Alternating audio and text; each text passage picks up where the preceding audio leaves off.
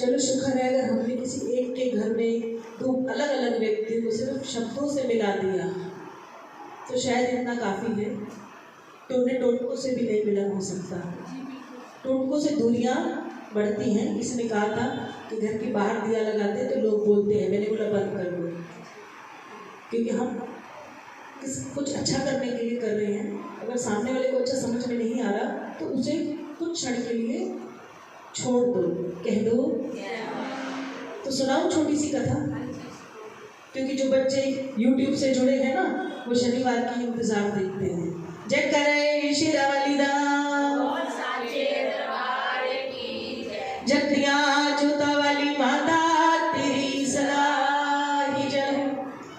कथा तो बहुत सारी है, कभी कभी बहुत सारी चीजें हो तो कंफ्यूजन हो जाती है।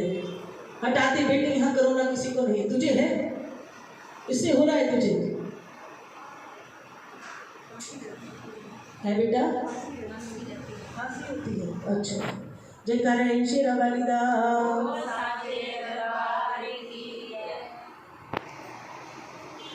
जैसे हमारे यहाँ कच्चे क्वार्टर का बाजार है, एक तीर्थ स्थल पर ऐसे ही दुकानें खुली हुई थी, आमने सामने। इधर भी दुकान थी और इधर भी दुकान थी। दोनों दुकानदारों ने जब दुकान खोली तब एक ही साथ खोली, यानी सोचो 2022 और 1 जनवरी। थोड़े दिनों के बाद क्या हुआ, जो सामने वाले की दुकान है 5-6 महीने के बाद उसकी दुकान का माल और बढ़ गया,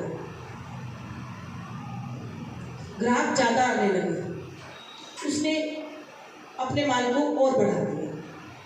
जो सामने वाले की दुकान थी उस पे जो ग्राहक है वो बिल्कुल सामान्य तौर पर आ रहा है, जैसे सबके साथ होता है कि थोड़ा थोड़ा। तो वो जो तीर्थ स्थल में दुकान थी, जहाँ जिस तीर्थ पर हम कार्य करते हैं वहीं के ईष्ट भगवान के उन्होंने स्वरूप लगाया हुआ था और वही स्वरूप उन्होंने भी लगाया हुआ था। दुकानदार ने सोचा कि स्वरूप तो एक जैसे लगा रखे हैं और दुकान भी एक ही बाजार में है, आमने और सामने। अब क्या करें कि इसकी तो तरक्की इतनी होती चली जा रही है कि और थोड़े समय के अंदर अंदर ही शायद दूसरी दुकान भी ले लेगा। जब ऐसा विचार उसके मन में आया तो वो शाम ही झूठे मूठे सच्चे मन से उसने, जैसे सब जोत लगाते हैं तो उसने भी शाम को जोत लगा दी कि भैया मुझे पता है मेरा कोई कल्याण होने वाला तो है नहीं, लगता है कि सारे कसूर मेरा है, सारा दुर्भाग्य मेरा ही खराब है, मैं कहीं भी काम करूं लगता मेरा काम नहीं चल सकता। अब तो मैं देव स्थल में आकर मैंने दुकान खोली, कारोबार किया, लेकिन अभी भी जो मेरे सामने वाले की दुकान है वो बहुत अच्छे से चल रही है। ऐसा मन में विचार आ रहा था और मुंह उसने बड़ा अजीब सा बनाया था। वहीं से एक संत गुजरे, संत ने उसकी ओर देखा, वो दुकान में चले गए, जो भी खाने पीने की सामग्री थी उन्होंने उससे खरीदी और उसे पैसे दे दिए। पर उसने जाते जाते संत ने कहा कि तुम्हें को देखकर ऐसा लग रहा है कि तुम खुश नहीं हो। तो उसने कहा कि हाँ बिल्कुल आपने सही समझा कि मैं क्यों खुश होऊंगा, मेरे जो सामने वाली दुकान है यहाँ आप देखो, ये और ये दुकान छोटी सी ही थी, अब इस दुकान में इतना ग्राहक है और इतना पैसा है, उस सामने वाली दुकान में इतनी दुकानदारी मेरी अच्छी नहीं चल रही। तो संत ने कहा कि कोई बात नहीं, सब अच्छा हो जाएगा। अब देव स्थल में जो संत है वो वही की वही रहते हैं, तो उन्होंने रोज ही उस दुकान के सामने से आना जाना शुरू कर दिया। कभी वो उनसे कुछ भी ले लेते सामान, तो इससे वो सामने वाले की दुकान में चले गए, वही सामान उन्होंने उस दुकान से खरीद लिया, दोनों का सामान उन्होंने बराबर खाया। अगले दिन फिर वो इसकी दुकान पर आए और उसने कहा कि आप तो संत हैं ना, तो आप मुझे ऐसा आशीर्वाद दो कि मेरी दुकान भी सामने वाले की दुकान की तरह चलने शुरू हो जाए। तो संत ने कहा कि नहीं, ये संभव नहीं है, मैं ये वाला आशीर्वाद तुम्हें नहीं दूंगा। तो फिर क्या फायदा आपके रोज मेरी दुकान में आने का, क्या फायदा कि आप मुझे इतना सा आशीर्वाद नहीं दे सकते कि मेरी दुकान सामने वाले की दुकान की तरह हो जाए। तो संत ने कहा कि नहीं, ये तो मैं नहीं दे सकता। क्या आप, इसका मतलब संत है ही नहीं। क्योंकि संत की वाणी तो इतनी सच्ची होती है और वो किसी को दुखी देख ही नहीं सकते। तो संत ने कहा कि कोई बात नहीं, जैसी तेरी इच्छा, कि मैं तो तेरी दुकान पर आता हूँ, तुझसे 10 रुपये का सामान लेता हूँ और 10 रुपये दे देता हूँ, आऊँगा जरूर मैं तेरे पास। अब संत बनकर नहीं आऊँगा, ग्राहक बनकर आऊँगा, दुकान के अंदर नहीं आऊँगा, सामान बाहर के बाहर खरीद के ही चला जाऊँगा। वो अपना लगातार इस कार्य को करता रहा। एक दिन वो रोने लगा और बड़ा परेशान हो गया। तो संत ने कहा कि अगर तुझे ये जानना है कि तेरी दुकान किस दिन अच्छी होगी, तो जिस दिन तेरे पास समय हो मेरे साथ चलना। तेरे प्रश्न का उत्तर मैं वहीं जाकर दे सकता हूँ। अब दुकानदार जो होते हैं ना, उनको अपनी दुकानदारी में इतना मजा नहीं होता जितना सामने वाले की दुकानदारी में आता है। उन्होंने कहा कि जब कहो मैं शटर गिराता हूँ और आपके साथ चल दूंगा। कहा चलो ठीक है, तो एक काम करो, कल सुबह सुबह चलते हैं। समझ लो कि हम बात हरिद्वार की करें तो हर की पौड़ी के पास थोड़ी सी दूर ले जाकर संत ने उसको एक कच्ची जगह पर खड़ा कर दिया और कहा कि यहाँ एक गड्ढा कर दो। तो उसने गड्ढा करना शुरू कर दिया। कहा अब इस गड्ढे के अंदर तुम खड़े हो जाओ। अब उन्होंने क्या किया, लोटा उठाया गंगा जल और उसके अंदर डालना शुरू कर दिया। वो डालता रहा, धीरे धीरे कर कर पानी टांगों से ऊपर, नाभि से ऊपर गर्दन तक आने लगा। अब वो थोड़ा सा हिलने लग गया, बैलेंस खराब हो गया। तो उन्होंने कहा कि ये आप क्या कर रहे हो? तो उन्होंने कहा नहीं कुछ नहीं कर रहा हूँ, ये एक क्रिया है जिससे तेरा दुकान का काम जो है बहुत अच्छा हो जाएगा। फिर वो और डट के खड़ा हो गया, पानी नाक तक आने लगा। तो उसने कहा कि अब अगर और पानी डाल दिया तो मैं मर जाऊंगा, दुकान कौन चलाएगा?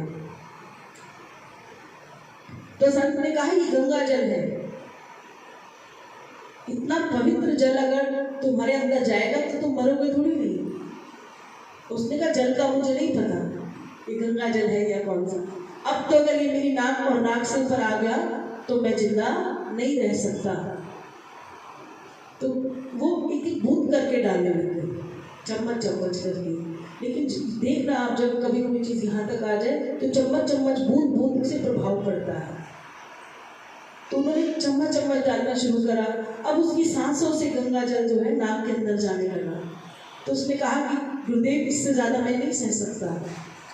उन्होंने ड्रॉपर से बूंद बूंद डालना शुरू कर दी।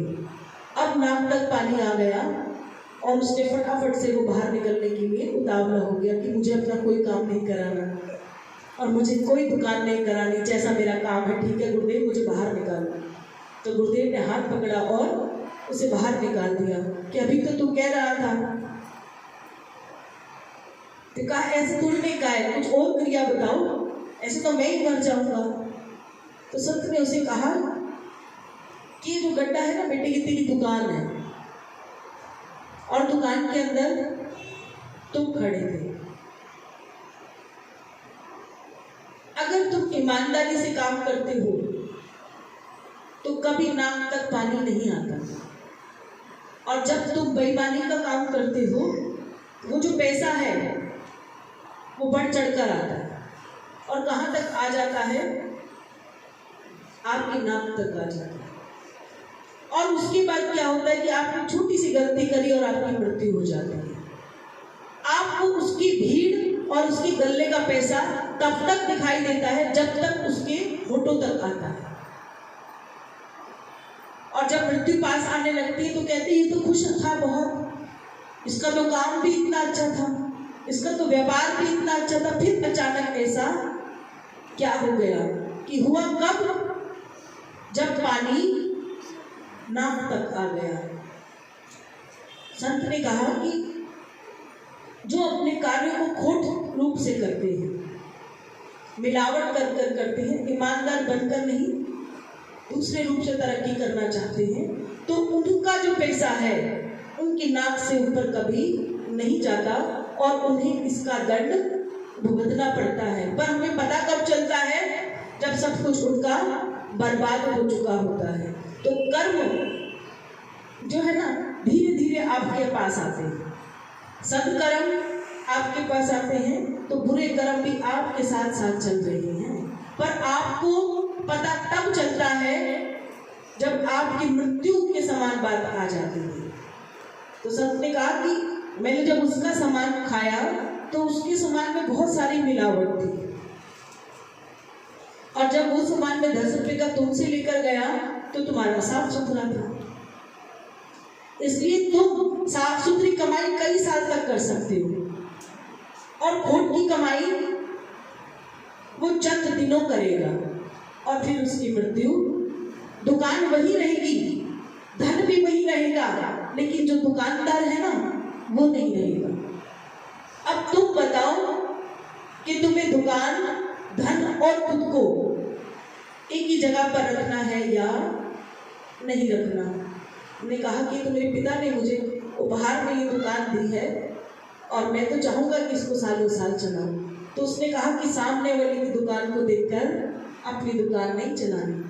इसलिए मैं तुम्हें ये वरदान कभी नहीं देना चाहता था कि तुम्हारी दुकान सामने वाले की दुकान की तरह हो, क्योंकि चंद दिनों के बाद दुकान भी होगी, सब कुछ होगा, पर दुकानदार नहीं होगा। कह दो जय माता दी। तो हम सब क्या देखते हैं, हमारे घर के सामने वाले के घर को देखते हैं, उसके पास 2 गड़े हैं, उसने गाड़ी खरीदी, उसने सामान खरीदा, और ये तो आप सब बहुत अच्छे से जानते हो कि जिसकी इतनी जल्दी तरक्की होती, अचानक से आपको पता चलता है कि सब कुछ पैरों के नीचे से निकल गया। फिर विचार आता है, अच्छा ये ऐसे हुआ था। और हम तो खामा-खाई अपने घर के आदमियों से लड़ाई कर रहे थे कि सामने वाले को इतना कुछ मिला और आपने मुझे आज तक कुछ नहीं दिया। तो जो अचानक से इतना कुछ आता हुआ देखते हैं ना, सब कुछ होगा, बस क्या नहीं होगा, वो व्यक्ति नहीं होगा जो सामने वाले को तकलीफ देकर अपना जीवन खुशमय बनाना चाहता है। यानी दूध में पानी मिलाता है, मिठाई में और चीजें मिलाता है। आपको लगेगा कि वो व्यक्ति बहुत अमीर हो गया और उसके पास बड़ी सारी प्रॉपर्टी है, उसने 4 दुकानें, यहाँ मकान, सब कुछ खरीद रखा। भैया जी कई करोड़ों की उसके पास प्रॉपर्टी है, हमारे पास क्या है। तो मैं इसलिए चुप हो जाती हूँ, क्योंकि ये सत्य है कि जो इतना जल्दी अमीर होता है उसने रास्ता सही अपनाया नहीं होता। मेरी बात समझ में आई हो तो जयकारा लगा देना।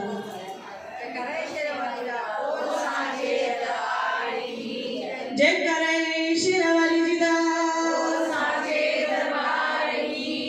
जगदिया जोता वाली माता तेरी सदा ही जय हो। जयकारा मेरी ज्वाला माई जी दा, जयकारा मेरी चिंतपूर्णी माई जी दा, जयकारा मेरी नैना देवी माई जी दा, जयकारा मेरी कांगड़े वाली माई जी दा, जयकारा मेरी चामुंडा माई जी दा, जयकारा मेरी नगरकोट वाली माई जी दा, जयकारा बगलामुखी माई जी दा, जयकारा वैष्णो देवी माई जी दा, जयकारा दिल्ली वाली कालका माई जी दा, जयकारा मेरी भद्रकाली माई जी दा, जयकारा मेरी काली कलकत्ते वाली माई जी दा, जयकारा दक्षिणेश्वरी काली माई जी दा, ओम जयंती मंगला काली भद्रकाली कपालिनी दुर्गा क्षमा शिवा धात्री स्वाहा स्वधा नमस्तुते। सर्वमंगल मांगल्ये शिवे सर्वार्थ साधिके शरण्ये त्र्यंबके गौरी नारायणी नमोस्तुते। या देवी सर्वभूतेषु मां शक्ति रूपेण संस्थिता नमस्तस्यै नमस्तस्यै नमस्तस्यै नमो नमः।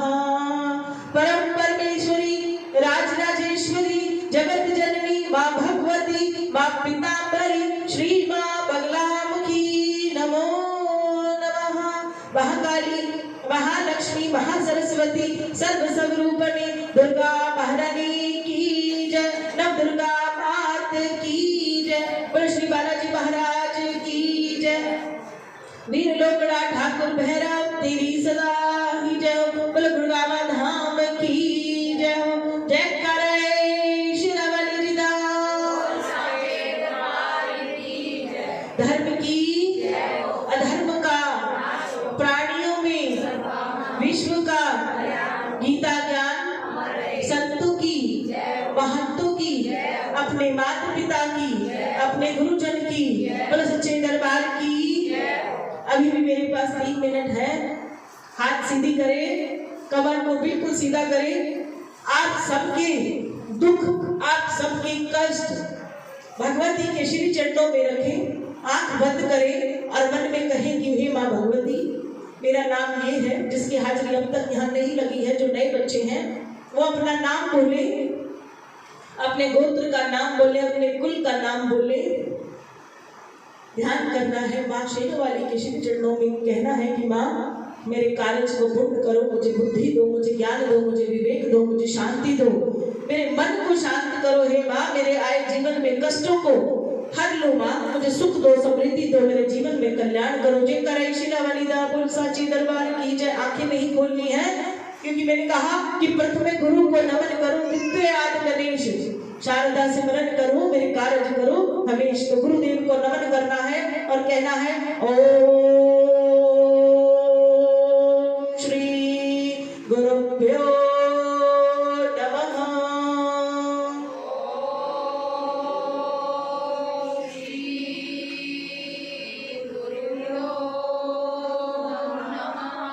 ओम श्री गुरुभ्यो नमः।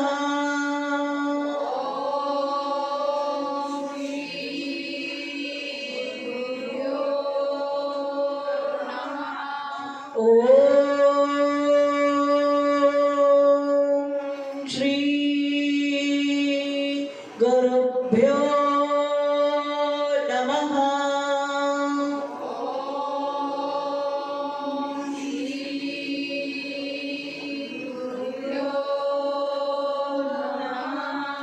ओम श्री गुरुभ्यो नमः।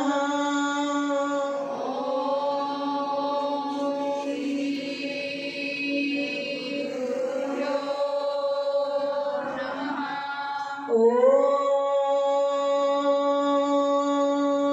श्री गुरुभ्यो नमः।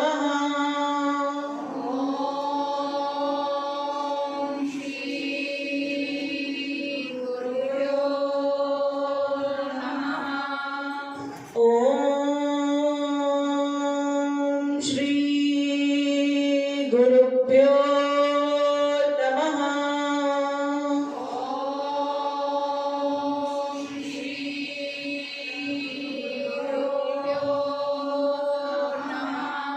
ओम श्री गुरुभ्यो नमः।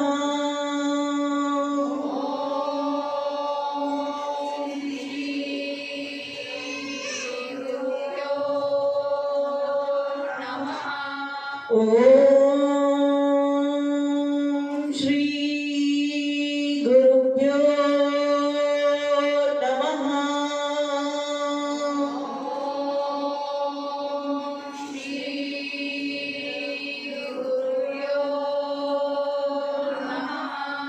ओम श्री गुरुभ्यो नमः।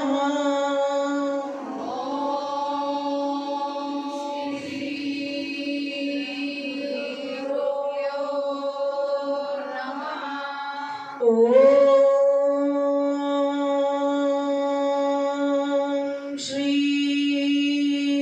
गुरुभ्यो नमः।